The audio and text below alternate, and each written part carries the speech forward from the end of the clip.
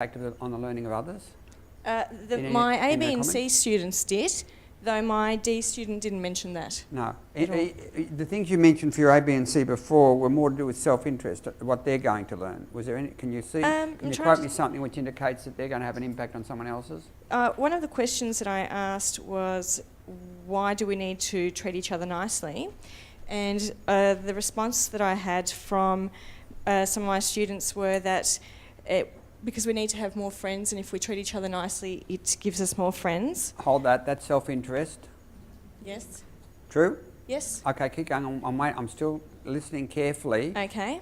Another question that I asked was, let me see, why do we not talk when the teacher is talking? And my A student said, because you will not know what work you have to do. Okay, that's self-interest. And that's another self-interest. Let me see.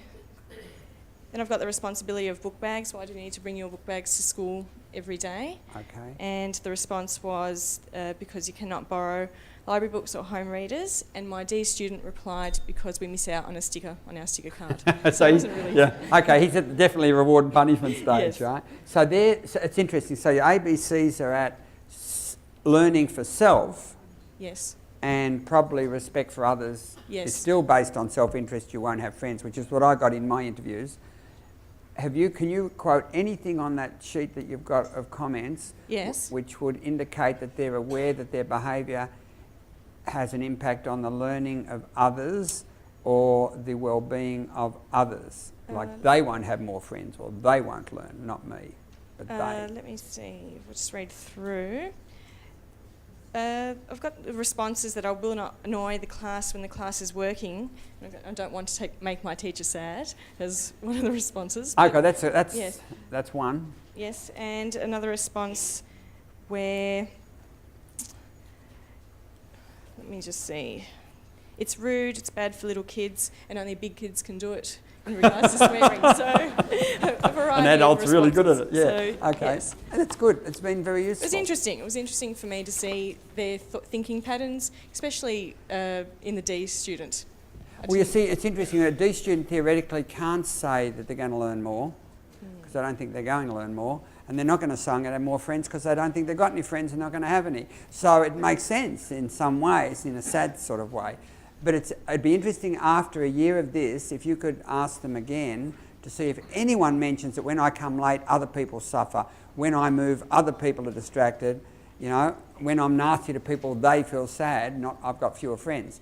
It'll be. I mean, that's where we're heading. That you could do this theoretically once a year just to see if there's been any shift.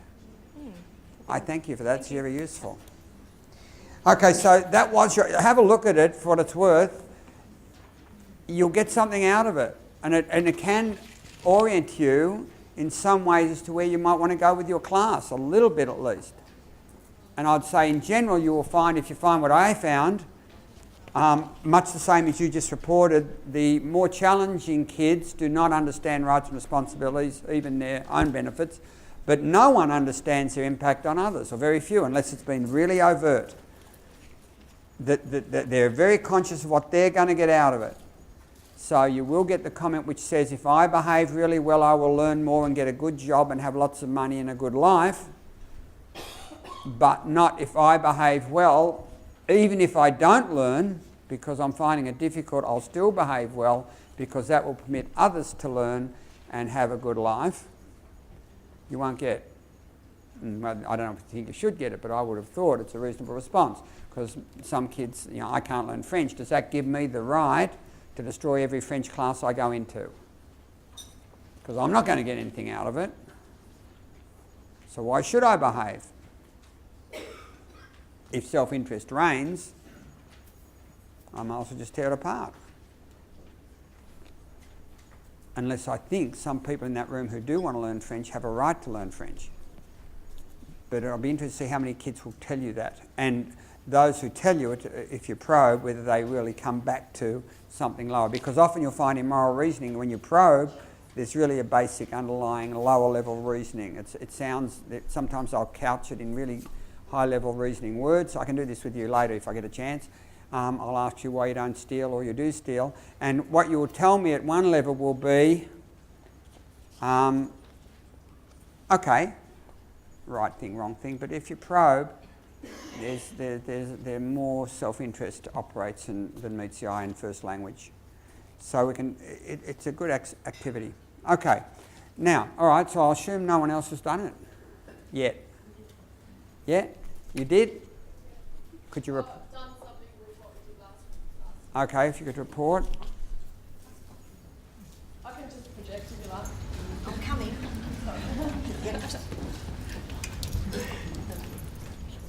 Okay, I teach 7 to 10 maths, and I have a very challenging Year 10 class. And sort of what I took away was I took a leaf from the primary schoolers, thank you guys. We had a classroom meeting. We pushed all the tables to the side and we all sat in a circle. My Year 7 said, "Can we sit on the floor?" I said, "Yep, let's sit on the floor." And I said, this is a classroom meeting. I'm not up here. You're all free to say what you want to say about what we talk about. And we discussed what rights and responsibilities were, and we talked about what rights and responsibilities we have in the classroom. And what I found most effective was I picked the quiet, mousy little girl, and I forced her to tell me, and the rest of the group, how she feels when the rest of the class are causing a sideshow and it's taking up 15 minutes of time. And she didn't want to say. I said, why do you think she doesn't want to say anything? And a sort of a more bold student said, well, because you get picked on when you say something. People tell you to shut up, or they call you an idiot. And I said, and I brought that back to rights and responsibilities. Anyway, eventually she spoke up and she said, it's frustrating, it's annoying, and it's boring. And I put that back on the sort of the C students, because 8 and 9 don't really have any D students, but I put that back on the C students and I said, see how she feels, and do you understand how she feels and how important that is, that you're taking up her time and you're interfering with her right to learn. And that's probably the biggest change, is when I point that out to them when that's happening, they actually do turn around to those kids and apologise now. So. Interesting. Yeah, because it would be interesting. I can imagine that working with the C more than the D, so it's interesting to think where they really are Ds. My Year 10 D just laid on the ground and swore. Yeah, that's more like it, yeah. Okay. Now, so we are at 1. All right, so that's what we've got by way of research.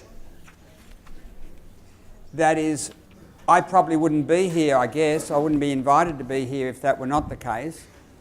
And the more senior the level of education, the worse it gets usually. Not by 11 and 12, because you've weeded out certain kids one way or another. But teachers, when they are controlled by children, do the wrong thing. They know they've done it afterwards. They just can't stop it. So we've got to go into techniques now to try and help stop it. I'll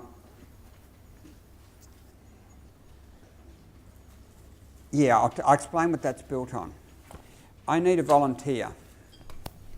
Can I get a volunteer? Let me see. I need someone to tap dance up here.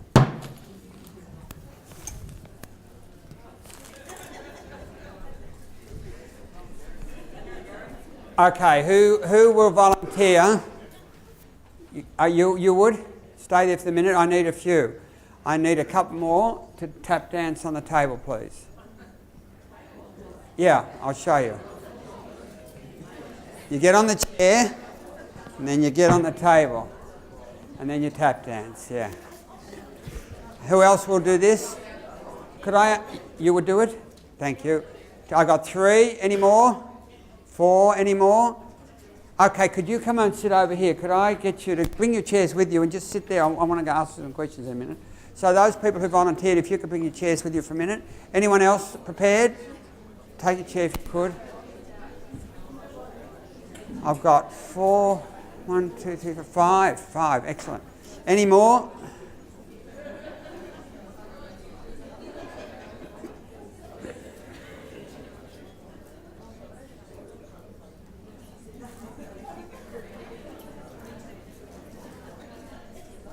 That's it?